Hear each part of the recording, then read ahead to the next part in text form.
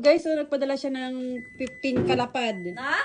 150,000 times 0.38. Ayan guys, nagkakabayaran na kami ng utang. Dahil bagong sahod.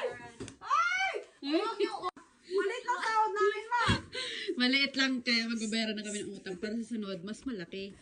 Diba? Guide ko. Sa Kikiam, 210. Ay, thank you po. Thank you so much. Patingin ng payslip mo. Siyempre ko naman binubulgar noon natin. So guys, uy! Dumaan sa palad, uy! Dumaan lang, pero lilipad Dumaan naman lang. sa Pinas yan. Wala na, kanina pa sa akin lumipad sa Pinas. Napadala niya na yun sa kanya. Magkano padala mo? Secret. Ito, manager! Best! Bes!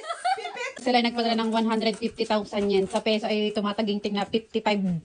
1,000. 55,000 sa peso. Grabe. Wala na. Wala na, bye-bye. Tingin yung mga kalyo. Ayan. Yung tumitigas na mga kalyo. Naninilaw na. Eh sa'yo, Day. Ano na natira sa'yo, Day? Lahat ng store, nilibot ko today. Ano, panawagan? Ako nananag kami, maliit lang sahod namin, ma. Maliit lang. Sakto lang talaga para sa pagod. Tingnan nyo naman bago sumahod ng lapad. Sobrang sakit ng kalyo talaga. As in, sobrang sakit. Kadaming store. May magkayong kanina, nagkakawa ng bahay. Nagpapagawa na ng bahay? Oo. Ay, kaya naman pala nagpapagawa ng bahay.